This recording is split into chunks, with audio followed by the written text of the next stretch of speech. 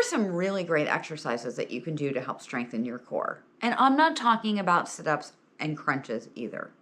Many exercises can really help you, including stretches and planks. It's essential to have a strong core because a strong core equals a stronger body. Having a strong core will also support your postural muscles. And when you maintain proper posture throughout the day, everything in your body functions better. I'm talking about everything, from your circulation to your digestion, even your stress and energy levels. My name is Amy, and I'm a certified elite trainer, nutrition coach, and PSA ranked and rated figure skating coach. It always surprises me how often people engaged in sports have weaknesses in their core.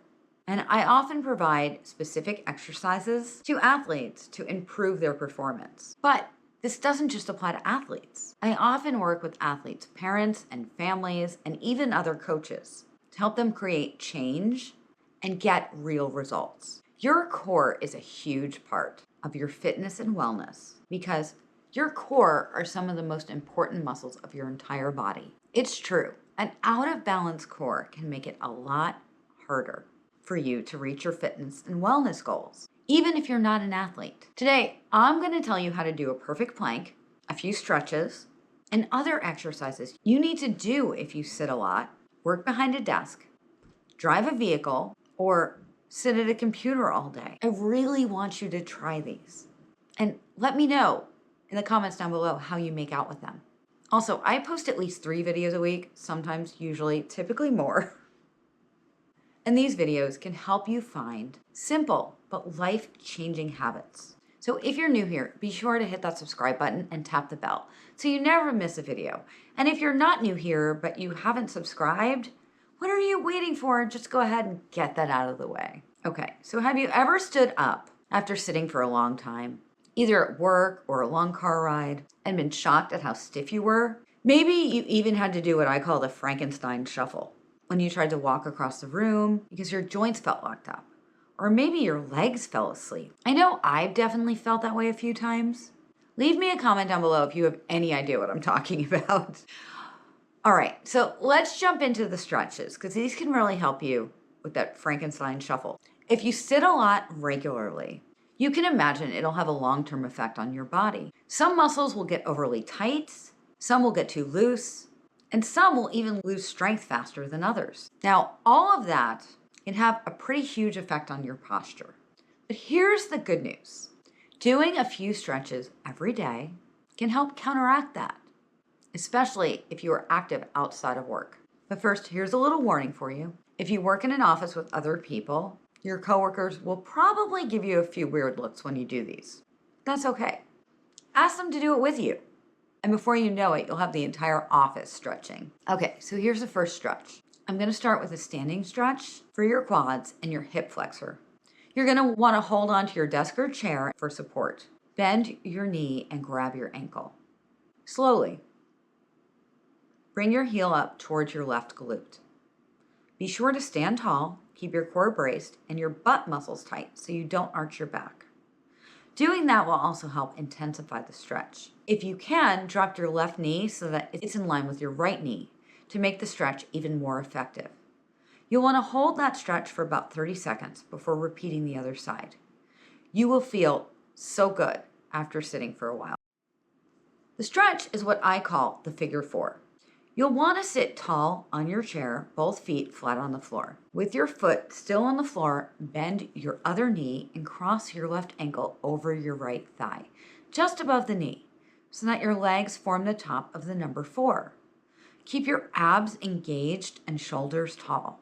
Slowly press your left knee gently downward, feeling a stretch in the outer part of your left hip. If you want to, you can lean forward slightly for even more of a stretch. Hold for 30 seconds and repeat this with your other leg. Here's another stretch that feels amazing. Depending upon where you work though, and what you're wearing, you might want to find a spot to do this without everyone watching. So we're going to stand up again, bend forward from the hip so that your body drops forward and your chest towards your thigh. Relax here for a few breaths and you'll feel a stretch in your hamstrings. Now engage your abs, bend your knees a little to protect your back, and slowly come up to standing, reaching your arms out to your sides until they are shoulder high, palms facing up. Squeeze your glutes slightly as you reach your arms gently behind you, getting a nice stretch in your chest muscles, keeping your palms facing up. Hold for a few breaths and repeat the whole thing 4 or 5 times. These stretches should take only a few minutes out of your day, and they can help counteract some of the issues, aches and pains you may be getting from sitting all day. Now, I said earlier that an out of balance core can make it a lot harder for you to reach your health and fitness goals. Here's an example, but this is just the tip of the iceberg. Before I get into the hows and whys, picture this for a second. Imagine your core is like a flexible piece of tubing made of dozens of intertwining muscles. One of its many jobs is to support your torso and protect your spine as it powers your arms and legs, keeping everything stable, balanced, and strong. Now imagine you bend that tube for a few hours on a chair. Eventually, some parts of the tube get tighter, while others get stretched out, resulting in weakness and imbalance. Keep that scenario in mind because we're going to talk about squats. Imagine putting a barbell on the upper part of the tube that's been sitting all day. Because it's out of balance, with the muscles in the front tighter than the back, all those intertwining muscles can't provide as much assistance and stabilization as they usually would. This means the tube naturally folds forward during the squatting motion, putting a lot of extra pressure on the lower back part of the tube.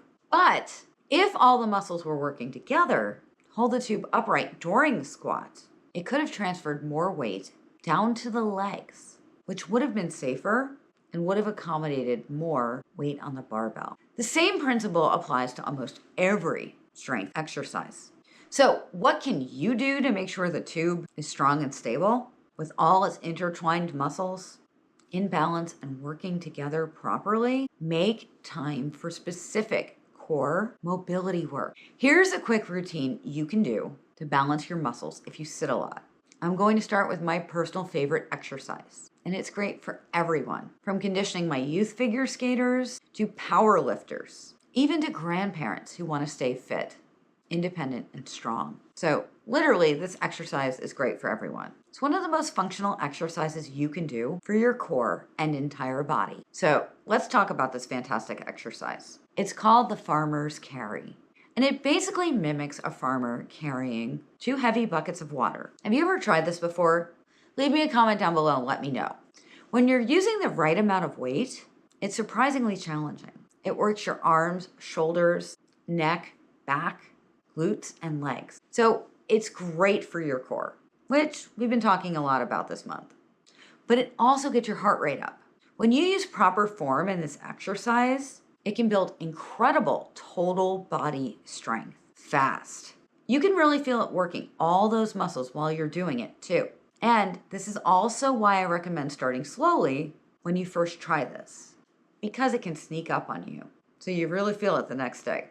Among other benefits, the farmer's carry builds grip strength, which is linked to longevity and general health as we age. Who knew? But for everyday fitness, you might wonder how this is functional and why it matters. I have 2 words for you: grocery bags.